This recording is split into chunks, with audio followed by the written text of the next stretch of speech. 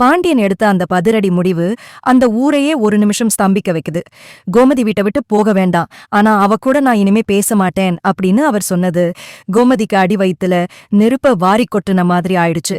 பாண்டியன் சொன்னதுமே கோமதி அப்படியே நிலை குலைஞ்சு போய் உட்கார்ந்துடுறாங்க. ஏங்க, என்னை கழுத்தை பிடிச்சு வெளியே தள்ளி இருந்தா கூட நான் தாங்கி இருப்பேன். ஆனா ஒன்னா வாழ்ற வீட்டுக்குள்ளேயே இருந்துட்டு ஒரு அந்நிய மனுஷிய பார்க்கிற மாதிரி என்னை பார்க்காதீங்க. உங்க மௌனம் என்னை சாகடிக்குமேன்னு கதறி அழறாங்க.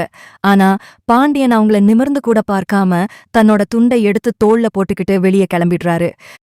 இது எல்லாத்தையும் பார்த்துட்டு இருந்த கதிர் ரொம்ப ஆவேசப்படுறான். அப்பா, இது என்னங்க அநியாயம்? யாரோ அந்த சக்திவேலும் மயிலோட அம்மாவும் சொன்னாங்கன்னு இத்தனை வருஷம் கூட இருந்த அம்மாவை இப்படி தண்டிக்கிறீங்களே, இதுதான் உங்களோட நியாயமான்னு கத்துறான். ஆனா பாண்டியன் வாசல்ல நின்னுட்டு திரும்பி பார்த்து, தப்பு யாரு பண்ணாலும் தண்டனை ஒண்ணுதான்டா.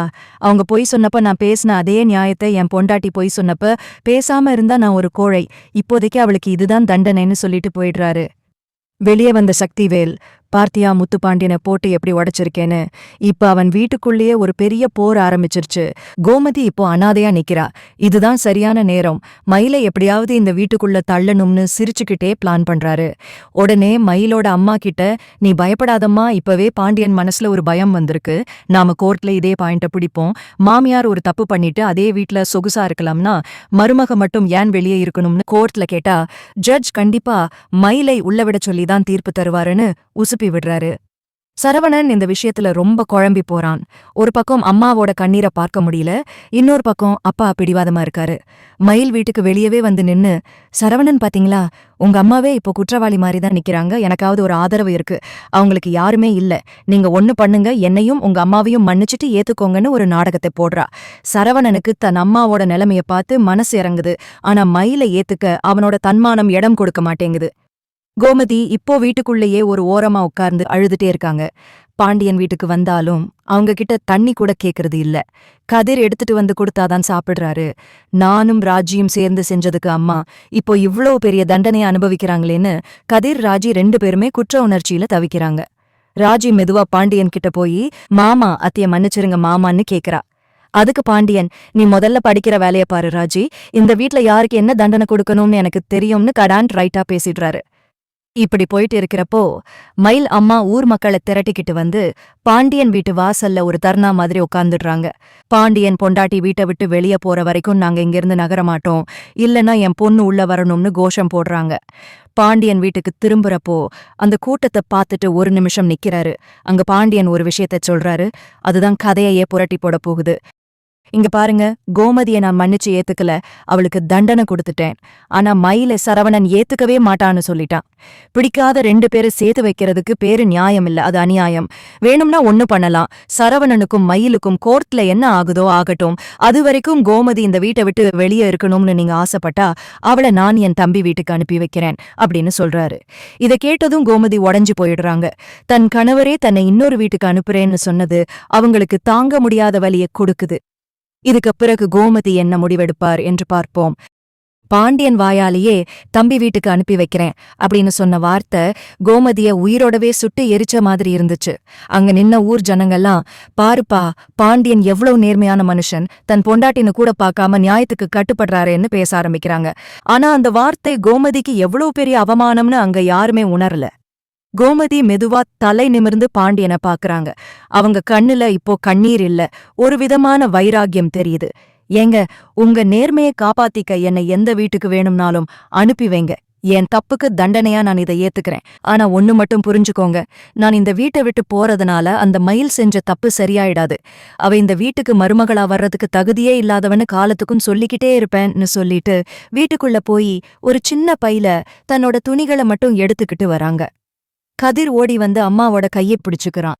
அம்மா, நீ எங்கேயும் போக வேணாம், அப்பா சொல்றாருன்னு நீ ஏன் கிளம்புற, நீ இல்லாம இந்த வீடு எப்படிமா இருக்கும்னு கதறுறான். ராஜி அழுதுகிட்டே கோமதியோட கால்ல விழுந்து, அத்தை, என்னாலதானே உங்களுக்கு இந்த நிலைமை, என்ன மன்னிச்சிருங்கன்னு கேக்குறா.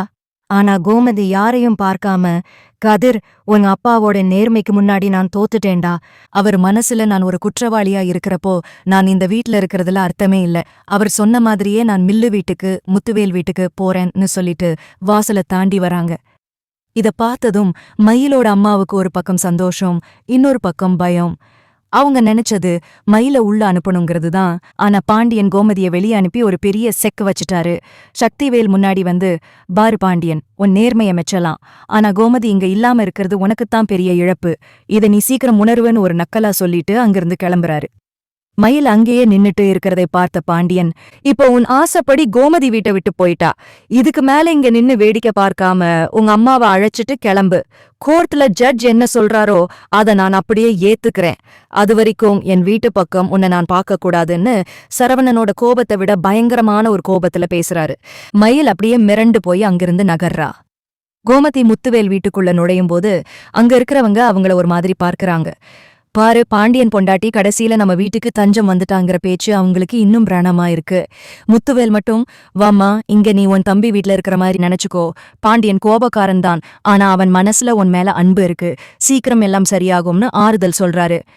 அன்னைக்கு நைட்டு பாண்டியன் வீட்ல அடுப்பு கூட எரியல. கோமதி இல்லாம அந்த வீடே மயானம் மாதிரி அமைதியா இருக்கு. பாண்டியன் திண்ணையில உட்கார்ந்துட்டு இருட்டுல எதையோ வெறிச்சு பார்த்துட்டு இருக்காரு. அவருக்குள்ளே ஏதோ ஒரு வலி இருக்கு. ஆனா அதை வெளியே காட்டிக்க முடியாம அவரோட நேர்மைங்கிற வேஷம் அவரை தடுக்குது. சரவணன் மெதுவா அப்பா கிட்ட வந்து உட்கார்ந்து, அப்பா அப்ப அம்மா சாப்பிட்டு இருப்பாங்களான்னு கேக்குறான். பாண்டியன் பதில் சொல்லாம எழுந்து உள்ள போயிடுறாரு. அடுத்த நாள் காலையில கோமதி இல்லாம கதிர் மில்லுக்கு போகாம அம்மாவை பார்க்க போறான். அங்க போனா கோமதி மில்லுல மத்த வேலைக்காரங்க கூட சேர்ந்து வேலை செஞ்சுட்டு இருக்காங்க. அம்மா, நீ ஏன் இதெல்லாம் பண்ற? நீ அத்தை இல்லையான்னு கதிர் கேக்குறான். அதுக்கு கோமதி, இல்லடா கதிர், நான் இங்க ஒரு பாரமா இருக்க விரும்பல. உழைச்சு சாப்பிட்டாதான் எனக்கு நிம்மதி. உங்க அப்பா என்னை ஒரு குற்றவாளியா தான் இங்க அனுப்பியிருக்காரு. அந்த பட்டம் எனக்கு தேவையில்லைன்னு சொல்றாங்க. இந்த சூழலை மயில் எப்படி பயன்படுத்திக்க போறா? கோமதியை வெளியே அனுப்பின பாண்டியன் இப்பவாவது மயிலை உள்ள சேர்த்துக்க சொல்லி ஊர் ஜனங்க வற்புறுத்துவாங்களா? இதோட அடுத்த கட்டம் இன்னும் விறுவிறுப்பா இருக்கும் என்று பார்ப்போம். கோமதி மில்லில் வேலைக்காரர்களோடு சேர்ந்து வேலை செய்வதை பார்த்த முத்துவேலுக்கு மனசு தாங்கவில்லை.